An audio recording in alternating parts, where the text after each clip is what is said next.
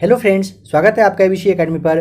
Friends, आज के इस क्लास में आप लूसेंट और जो क्राउन पब्लिकेशन का बुक है, होमवर्क आपको दिया जा चुका है, उसी का आज आप एमसीक्यूज देखने वाले हो। आज के इस क्लास में आपको टोटल 40 क्वेश्चन देखना है। देखिए, थोड़ा सा 2 मिनट आप समझ लेंगे। आज के इस क्लास में आपको टोटल 40 एमसीक्यूज देखना है। जो लोग इस क्लास को पहली बार देख रहे हैं, समझ लीजिएगा, आपका जो लूसेंट और साथ ही साथ जो क्राउन बुक है, इन्हीं दोनों बुक से आज के इस क्लास को लिया गया है, जिसमें से कि आपको पीछे वाले क्लास में होमवर्क के रूप में आपको बता दिया गया था कि किस किस टॉपिक से आपका आज का यह टेस्ट रहने वाला है। आपको ध्यान आ रहा होगा, हिस्ट्री में पाषाण काल और सैंधव सभ्यता, वर्ल्ड ज्योग्राफी में ब्रह्मांड और सौरमंडल, साथ ही साथ एक और सब्जेक्ट आपका था जिसमें कि भारत का संवैधानिक विकास के बारे में आपको जानना था। अगर आपने अच्छे से कवर कर लिया है तो आज के इस क्लास में 40 में से कोशिश करिए आपकी 32 प्लस कम से कम आपका मार्क्स आ जाए। स्टार्टिंग से ही मार्क्स काउंट करते चलेंगे और अगर पॉसिबल हो तो आप कमेंट करके भी बताइएगा कितना नंबर आपका आज के इस क्लास में आया। जितना भी आएगा आप सही सही बताएंगे। देखिए, आपके एग्जाम में आपको पता है कि लूसेंट का और क्राउन का जो है ना, काफ़ी ज़्यादा इंपॉर्टेंस रहता है, तो उसे याद करना भी उतना ही ज़्यादा मुश्किल होता है। तो अब से आपके लिए कोशिश किया जाएगा कि हर एक टॉपिक जो जो आपको एमसीक्यू जिसका दिया जाएगा वो आपको पहले 2 दिन 1 दिन पहले बता दिया जाएगा। जैसे आज का क्लास खत्म होगा, आपको नेक्स्ट टॉपिक बता दिया जाएगा, उसे आप कवर कर लेंगे, वहाँ से आपका एमसीक्यू जाएगा। 15 दिन पे या फिर महीना में एक बार, एक कहिए कि 100 200 300 400 क्वेश्चन के आसपास का भी आपके लिए एमसीक्यू जाएगा, उसे भी आप देख लीजिएगा। ठीक है, छोटा छोटा थोड़ा थोड़ा सा टॉपिक आपको दिया जाएगा, उसे आप याद करते चलिए, एमसीक्यूज लगाते चलिए। इसी बहाने आपका लूसेंट और क्राउन का तैयारी हो जाएगा। देखिए, अभी जो यह लूसेंट का क्लास चल रहा है ना, आपके आगे आने वाले एग्जाम जिसमें कि आपका बीपीएससी जो 68वीं बीपीएससी है, ठीक है, जो लोग 68वीं बीपीएससी की तैयारी करना चाह रहे हैं और जो भी 67वीं बीपीएससी आपका होना है, तो उसके लिए भी आप ज़रूर क्लास को इसे देख सकते हैं। ध्यान रखिएगा, खास करके 68वीं बीपीएससी बिहार सचिवालय में भी आपका लूसेंट और क्राउन काफ़ी हेल्प करेगा। आपको पता है बिहार एसआई के बारे में आपको पता ही है, बिहार एसआई में भी यहीं से क्वेश्चन आता है और बिहार ईएसआई का जो है ना, बहुत ही जल्द 300 के आसपास वैकेंसी आने वाला है, तो आप उसके लिए भी तैयारी अभी से स्टार्ट कर दीजिए। इन सब के अलावा सबसे ज़्यादा इंपॉर्टेंट आप समझ लीजिए, जो लोग यूपी से हैं या फिर यूपी पीसीएस की तैयारी कर रहे हैं, उनके लिए भी काफ़ी ज़्यादा इम्पॉर्टेंट आज का यह टेस्ट रहने वाला है, क्योंकि यूपी पीसीएस में काफ़ी ज़्यादा क्वेश्चन यहीं से बन के आता है। ठीक है, अगर आपको बिलीव ना हो तो आप चाहें तो क्वेश्चन पेपर उठाकर देख लीजिएगा, आपको पता चल जाएगा। ठीक है, फिर उसके बाद आरआरबी की तैयारी कर रहे हैं, झारखंड का अगर आप तैयारी कर रहे हैं, झारखंड पीसीएस का कर रहे हैं, पीएससी का कर रहे हैं, तो उसके लिए भी आपके लिए काफ़ी ज़्यादा इम्पॉर्टेंट आज का यह सेशन रहने वाला है। फर्स्ट क्लास है, इसीलिए इतना कुछ आपको आज बताया गया। अब आप एमसीक्यूज लगाइए, देखिए कितना मार्क्स आता है, कमेंट करिएगा। ठीक है, चलिए क्वेश्चन नंबर फर्स्ट बताइए कि भारत में मानव का सर्वप्रथम साक्ष्य कहाँ पर मिला है। देखिए, आप लोगों के लिए यह जो क्लास है, मानिए तो लाइव तो नहीं है, बट लाइव के जैसा ही है। बहुत ही जल्द आप लोगों के लिए एमसीक्यूज का जो खास करके क्लास आएगा वो आपको लाइव भी मिल जाएगा। ठीक है, अभी फिलहाल आप लाइव के जैसा ही, चाहें तो अपना मार्क जो आपका ऑप्शन जो आपको सही लगे कमेंट करते चलेंगे। भारत में मानव का सर्वप्रथम साक्ष्य कहाँ पर मिला है बताइए। तो ऑप्शन नंबर आपका डी राइट आंसर हो जाएगा, नर्मदा घाटी में। ठीक है, अगर पूछेगा भारत में मानव का सर्वप्रथम साक्ष्य कहाँ पर, तो नर्मदा घाटी में मिला है। ऑप्शन नंबर डी आपका यहाँ पे राइट आंसर है। चलिए नंबर सेकंड बताइए, भीमबेटका की गुफाएं कहाँ पर स्थित है। तो आपका हो जाएगा, बताइए कहाँ पर, अब्दुल्लागंज, रायसेन, यहाँ पे राइट आंसर हो जाएगा। यह वाला जो क्वेश्चन ऑप्शन नंबर इसका आप डी टिक करेंगे। देखिए, इसके बारे में समझिएगा, यह आपके यूपी पीसीएस में भी पूछा जा चुका है। ठीक है, नंबर थर्ड बताइए कि दक्षिणी पूर्वी राजस्थान की संस्कृति को क्या कहा जाता है। आहार संस्कृति के नाम से जानते हैं। ऑप्शन नंबर आपका डी होगा, यहाँ पे आ लिखा है ना, तो आहार होगा, अ में आ की मात्रा रहो, आहार संस्कृति के नाम से आप जानते हैं। ऑप्शन नंबर डी आपका राइट आंसर हो जाएगा। पशुओं को पालतू बनाए जाने का प्राचीनतम साक्ष्य किन 2 स्थलों से प्राप्त होता है। राइट आंसर चाहें तो कमेंट करते चलिएगा। नंबर 4 का आपका राइट आंसर हो जाएगा बागौर एवं आदमगढ़, यहाँ पे टिक करना है, यानी कि ऑप्शन नंबर आपका ए राइट आंसर हो जाएगा। पशुओं को पालतू बनाए जाने का प्राचीनतम साक्ष्य पूछेगा तो किस जगह पर मिलता है? बागोर और आजमगढ़ से पता चलता है। नंबर 5 है, उस स्थान का नाम बताएं जहां से प्राचीनतम अस्थायी जीवन के प्रमाण मिले हैं।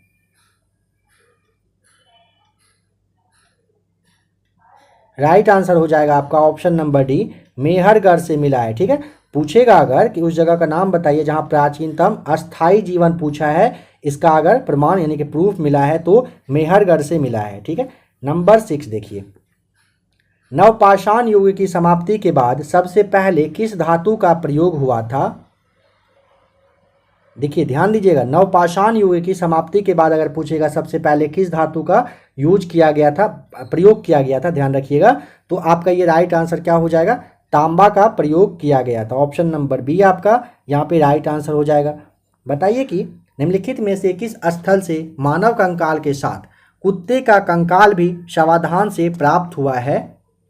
वह जगह का नाम बताना है जहाँ पे मानव कंकाल तो मिला ही है, साथ ही साथ कुत्ते का भी कंकाल मिला है। तो राइट आंसर ऑप्शन नंबर आपका बी हो जाएगा राइट आंसर, बुर्जहोम बिल्कुल सही हो जाएगा। नंबर 8 है, पूर्वी भारत का प्रमुख नवपाषाण कालीन स्थल है।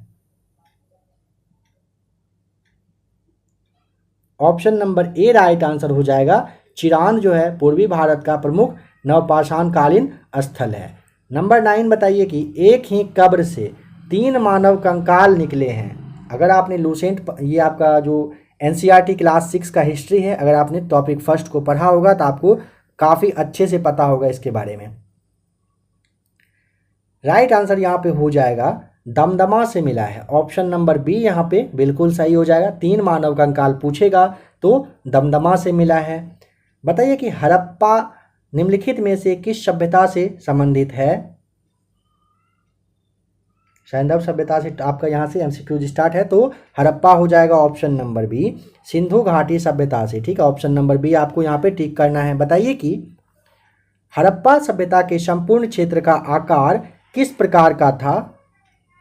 क्वेश्चन को देखने के साथ आपको जवाब पता चल गया होगा। ऑप्शन नंबर ए त्रिभुजाकार का था। अगर पूछेगा हड़प्पा सभ्यता के क्या जो संपूर्ण जो एरिया था, वो उसका जो शेप था वो कैसा था, तो वो त्रिभुजाकार था। ऑप्शन ए राइट आंसर है। वस्त्रों के लिए कपास की खेती का आरंभ सबसे पहले किया गया, बताइए कहां पर? ऑप्शन नंबर डी हो जाएगा राइट आंसर। कहां पर? तो भारत में सबसे पहले किया गया था। बताना है कि कौन सा हड़प्पीय नगर 3 भागों में विभक्त था, मतलब बटा हुआ था, तो आपका ऑप्शन नंबर जो सी है राइट आंसर हो जाएगा। धौलावीरा जो है ये 3 भागों में बटा हुआ था। चलिए बताइए कि धौलावीरा किस राज्य में स्थित है? Option number A right answer हो जाएगा। धौलावीरा कहां पर है? तो गुजरात में स्थित है। नंबर 15, कौन सा स्थल है जो घग्गर और उसकी सहायक नदियों की घाटी में स्थित है? ऑप्शन नंबर आपका यहाँ पे हो जाएगा डी, बनावली राइट आंसर। पूछेगा कौन सा स्थल घग्गर और उसकी सहायक नदियों की घाटी में स्थित है? ऑप्शन नंबर डी बनावली आपको यहाँ पे टिक कर देना है। नंबर 16, रंगपुर जहां हड़प्पा की समकालीन सभ्यता चल रही थी, उस जगह का नाम बताना है। ऑप्शन नंबर सी नहीं, देखिए यहाँ पे क्या है, रंगपुर जहां हड़प्पा की समकालीन सभ्यता चल रही थी ना, तो देखिए यहाँ पे ऑप्शन आपका दिया हुआ नहीं है, आप इसे ऑप्शन नंबर ई मान सकते हैं आपके बीपीएससी के अकॉर्डिंग। ठीक है, ये तो गलत है बट यहाँ पे समझ लीजिए क्या होगा, सौराष्ट्र यहाँ पे आपका राइट आंसर हो जाएगा। ठीक है, कहाँ पर पूछेगा तो सौराष्ट्र में ना, ध्यान रखिएगा रंगपुर वह जगह था जहाँ पे हड़प्पा की समकालीन सभ्यता चल रही थी, सभ्यता थी। नंबर 17 बताना है कि किस सिंधु स्थल से बेलनाकार मोहर प्राप्त हुई है?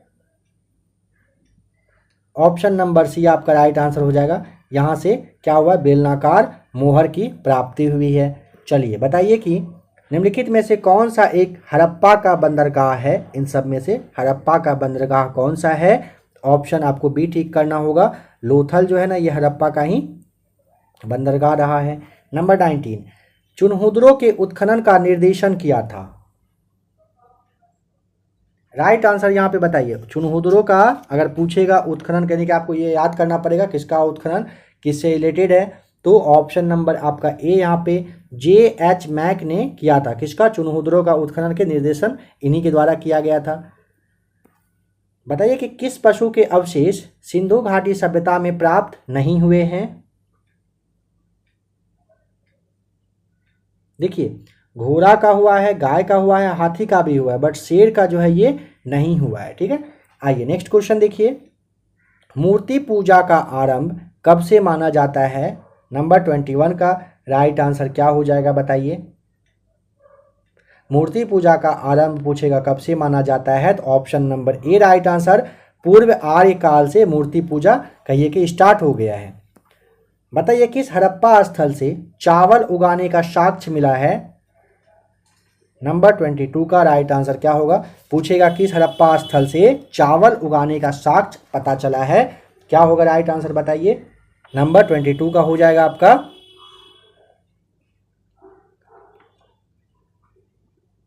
ऑप्शन नंबर सी हो जाएगा, हड़प्पा में ही पता चला था। ठीक है, पूछ किस हड़प्पा स्थल से चावल उगाने का साक्ष्य, तो हड़प्पा यहाँ पे आपका,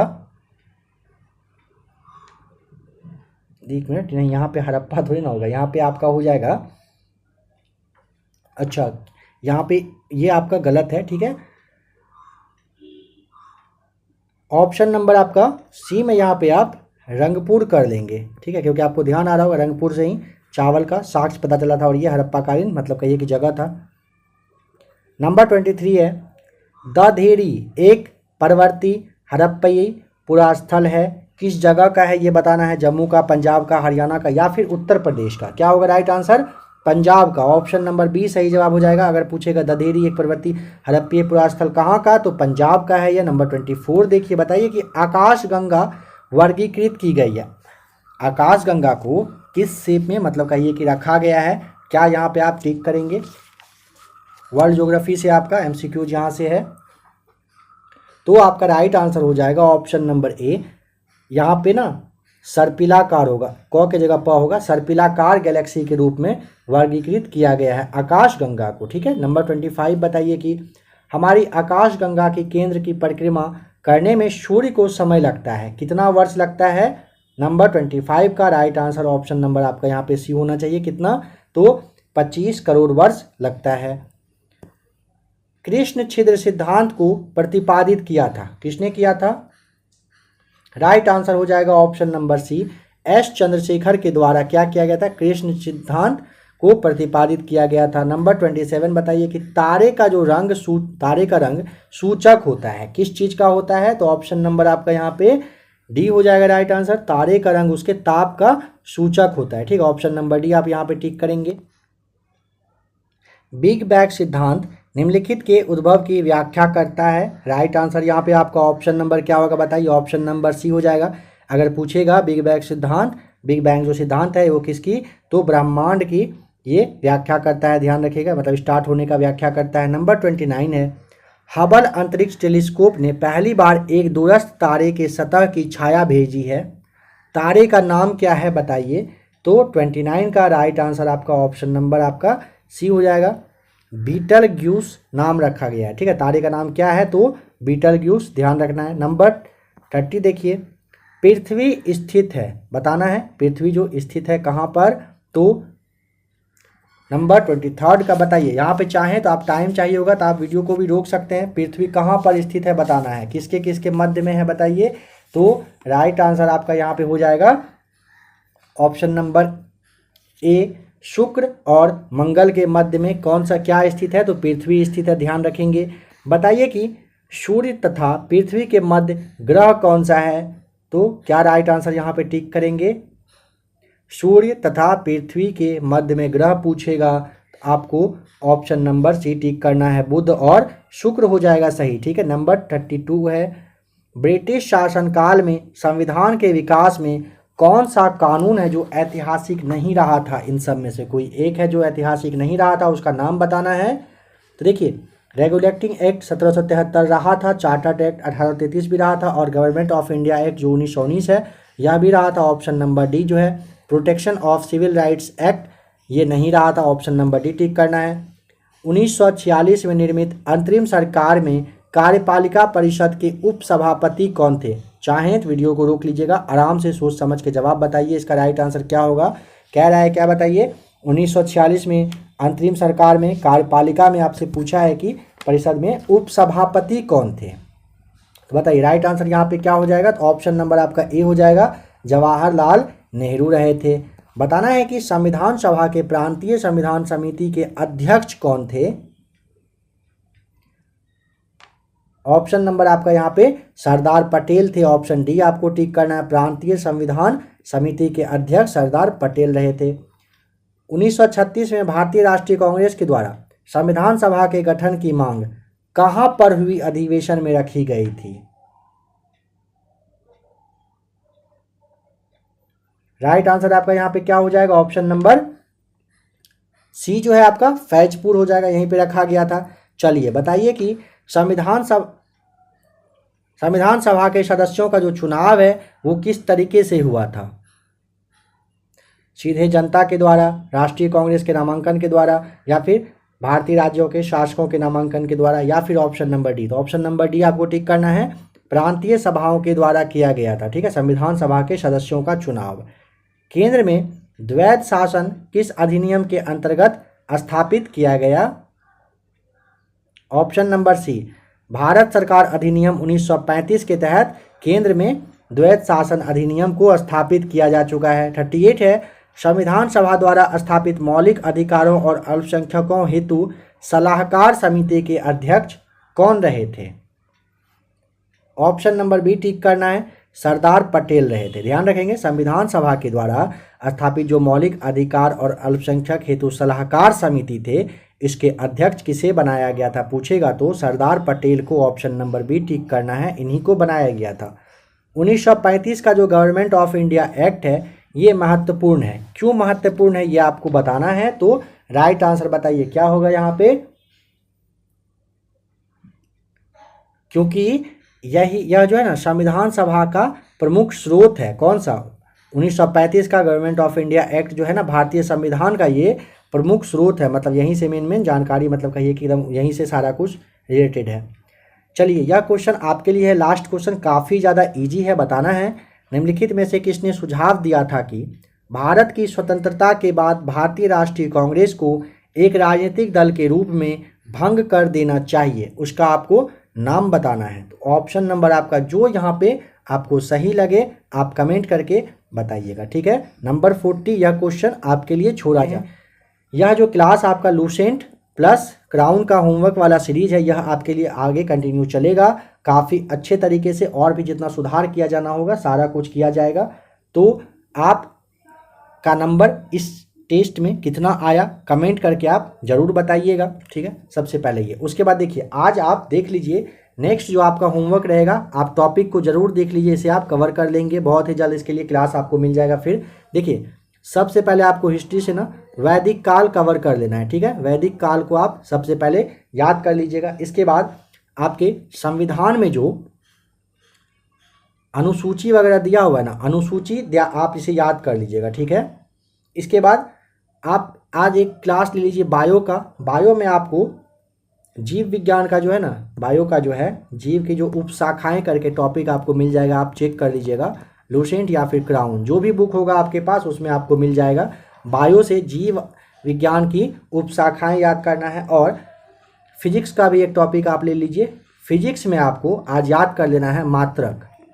ठीक है, यह आपका आज का होमवर्क रहा। आप इसे चाहें तो स्क्रीनशॉट ले लीजिए, आपको ये हर हाल में कवर करना ही करना है।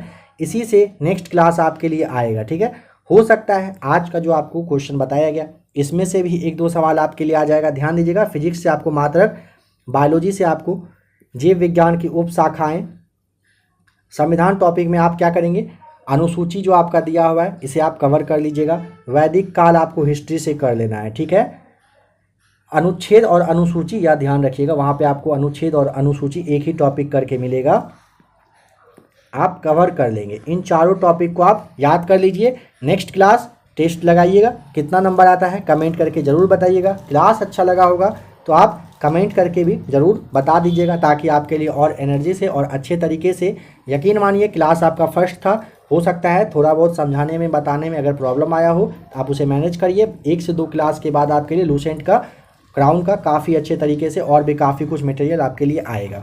ठीक है, अगर क्लास अच्छा लगा हो लाइक कर दीजिएगा। मिलते हैं एक और नई वीडियो के साथ।